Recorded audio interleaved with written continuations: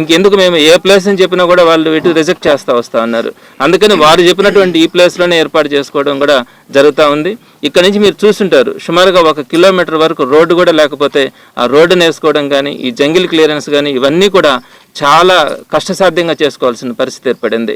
మేము అడిగినటువంటి ప్లేసెస్ కూడా మేమేమి గవర్నమెంట్ స్థలాలు కూడా ఏమి అడగల. మాకు సంబంధించినటువంటి వ్యక్తులు మా పార్టీ వాళ్ళకు సంబంధించినటువంటి స్థలాలనే హెలిప్యాడ్ ఏర్పాటు చేసుకోవడానికి అడిగితే కూడా ఆ రోజు ఇవ్వనటువంటి పరిస్థితి. ఎందుకు ఇవ్వలేదో కూడా తెలియలా. అదే గవర్నమెంట్ స్కూల్స్ అడిగినామా లేకపోతే గవర్నమెంట్ స్థలాలు అడిగినామంటే ఒకవేళ ప్రతిపక్షం కాబట్టి మేము ఇవ్వమన్నా సరే అని అర్థం చేసుకోవచ్చు. ప్రైవేట్ స్థలాలు అడిగితే కూడా ఇవ్వకుండా ఇక్కడ మాత్రం ఈ ప్లేస్లో వేసుకోవాలని చెప్తే దానికి కూడా మేము తలగ్గి ఈరోజు ఇవన్నీ కూడా ఏర్పాటు చేసుకోవడం కూడా జరిగింది. అయితే నిన్నటి రోజున రాత్రి 11 గంటలప్పుడు ఇళ్లకు వచ్చి నోటీసులు ఇచ్చినారు. ఏమని ఇచ్చినారు? 3 కండిషన్స్ పెట్టినారు. ఒక కండిషన్ ఏంటంటే జగన్మోహన్ రెడ్డి గారు టోటల్గా తిరిగేటప్పుడంతా కేవలం 3 కార్లు మాత్రమే ఉండాలా, అంతకు మించి ఎక్కువ ఉండకూడదు అని అనేది. రెండో పాయింట్, హెలిప్యాడ్లో దిగినప్పుడు 10 మంది ఉండాలా, ఇక్కడ నుంచి ములాఖత్కి వెళ్ళేంత వరకు కూడా 10 మంది మాత్రమే ఉండాలా అని చెప్పి రెండో కండిషన్ పెట్టినారు. మూడో కండిషన్, ప్రసన్న కుమార్ రెడ్డి గారి ఇంటి దగ్గరికి వెళ్తారు, ప్రసన్న కుమార్ రెడ్డి గారి దగ్గర అసలు గ్యాదరింగే ఉండకూడదు అని. అక్కడ వాడినటువంటి పదాలు ఏంటంటే కనీసం ఒక్కరికి కూడా అక్కడ పర్మిషన్ ఇవ్వము తిరిగేదానికేనని. సో ఎక్కడికి పోతా ఉన్నాం అన్నది ఒకసారి అర్థం చేసుకోవాలా. కేవలం జగన్మోహన్ రెడ్డి గారు వస్తే ఒక 3 కార్లకు మాత్రమే పరిమితం చేయడం కానీ, అలానే ఇక్కడ కానీ అక్కడ కానీ 10 మంది మాత్రమే ఉండాలా, ప్రసన్న కుమార్ రెడ్డి గారి ఇంటి దగ్గర అయితే ఒక్క మనిషి కూడా ఉండడానికి లేదని చెప్తే అసలు ఇవన్నీ కూడా సాధ్యం కానటువంటి అంశాలు. దానికి పైపెచ్చు మళ్ళీ ఇంకొకటి ఇచ్చినారు ఈరోజు. ఒకవేళ మా కండిషన్స్ని కాదని ఎక్స్ట్రాగా వచ్చే పని అయితే ప్రతి 25 మందికి కూడా మీరు ఒక రెస్పాన్సిబుల్ పర్సన్ని మాకు ఇవ్వాలా, ఆ వ్యక్తి యొక్క పేరు కానీ ఆ వ్యక్తి యొక్క ఫోన్ నెంబర్ ఇవ్వాలా. అలానే మీరు వెహికల్స్ ఏదైతే 3 వెహికల్స్ వాడతారో ఆ 3 వెహికల్స్కి ఎక్కువై కనుక మీకు వెహికల్స్ వచ్చే పని అయితే ఆ వెహికల్ నెంబర్స్ కానీ డ్రైవర్ ఫోన్ నెంబర్ కానీ అదేవిధంగా డ్రైవర్కి సంబంధించినటువంటి డ్రైవింగ్ లైసెన్స్ కూడా ఇవ్వాలని చెప్పినారు.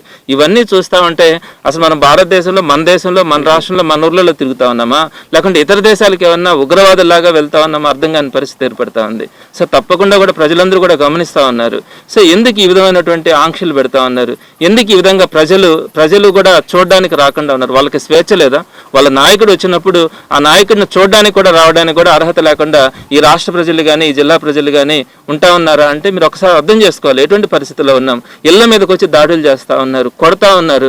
రేపొద్దున ఇవన్నీ కూడా కనుక అందరూ ఉపేక్షిస్తే ఇళ్ళకి వచ్చి చంపిపోయే పరిస్థితి కూడా ఏర్పడుతుంది. అయినా కూడా ఒకటి చెప్తా ఉన్నాం, వైఎస్ఆర్సీపీ నాయకులు కానీ కార్యకర్తలు కానీ ఏ ఒక్కరు కూడా వీటి గురించి భయపడే పరిస్థితి కూడా లేదు. వాళ్ళు అనుకుంటా ఉంటారేమో ప్రజల పక్షాన్ని ఈరోజు వైఎస్ఆర్సీపీ పోరాడుతూ ఉంది, ఏదైతే ఈ నాయకులను కానీ అరెస్ట్ చేస్తామో జగన్మోహన్ రెడ్డి గారు రావడానికి కూడా అడ్డుపడి ఆయన రావడానికి కూడా ఆపగలిగితే వీళ్ళు భయపడతారు, ఇళ్లలోనే కూర్చుంటారు వైఎస్ఆర్సీపీ పార్టీ కార్యకర్తల నాయకులు అంటే అది మీ అపోహను మాత్రమే తెలియజేస్తా ఉన్నాం. ఈరోజు ప్రజలు ఎందుకు విపరీతంగా వస్తూ ఉన్నారు, ఎందుకు ఇంత స్పందన ఉంది? మీరు మమ్మల్ని ఎప్పుడైతే కంట్రోల్ చేయాలనుకుంటున్నారో మమ్మల్ని అణిచివేయాలనుకుంటా ఉన్నారో అక్కడి నుంచే ఎప్పుడు కూడా ఒక రెవల్యూషన్ అనేది పుడుతుంది. ఈరోజు ప్రజల్లో కానీ కార్యకర్తలు కానీ నాయకులు కానీ ప్రతి ఒక్కరు కూడా మీరు పెట్టే ఏ ఆంక్షలకు కూడా ఆలోచించే పరిస్థితి కూడా లేదు. అట్టని మేము ఎక్కడ కూడా మొబిలైజ్ చేయట్లా, ఎవరిని కూడా రమ్మని చెప్పడం కానీ బస్సులు పెట్టడం కానీ వెహికల్స్ కానీ ఎక్కడ కూడా అరేంజ్ చేయట్లా. స్వచ్ఛందంగా వాళ్ళు కనుక వాళ్ళ నాయకుడిని చూడడానికి రాగలిగితే మాత్రం తప్పకుండా దాన్ని ఆహ్వానించడం కూడా జరుగుతుంది. ఆ క్రమంలో కానీ మీరు ఏ విధంగా కేసులు పెడతామన్నా ఇబ్బందులు పెడతామన్నా కూడా నాయకుల మీద కార్యకర్తల మీద ఏ ఒక్కరు కూడా దీని గురించి ఆలోచించే పరిస్థితులు. మీరు ఒకసారి ఆలోచించుకోండి, ఇటువంటి పరిస్థితుల వల్లనే ఈ విప్లవం లాగా ప్రజల్లో కూడా వస్తూ ఉంది. ఇది మంచి పద్ధతి కాదని తెలియజేస్తా ఉన్నాం. తప్పకుండా కూడా ఎల్లుండి ప్రోగ్రాంకి సంబంధించి ఇప్పటికే మమ్మల్ని ఎన్నిసార్లు పిలిచినా ఎన్ని నోటీసులు ఇచ్చినా వాటన్నిటికీ రిప్లై ఇస్తూ ఉన్నాం.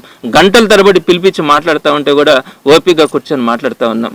కానీ మేము ఎక్కడైనా తగ్గుతాం, కానీ మమ్మల్ని ఇబ్బంది పెట్టాలా, మా కార్యకర్తలు ప్రజల్ని ఇబ్బంది పెట్టాలనుకుంటే మాత్రం పార్టీ నాయకులు కార్యకర్తలు ఏ ఒక్కరు కూడా వినే పరిస్థితి ఉండదు.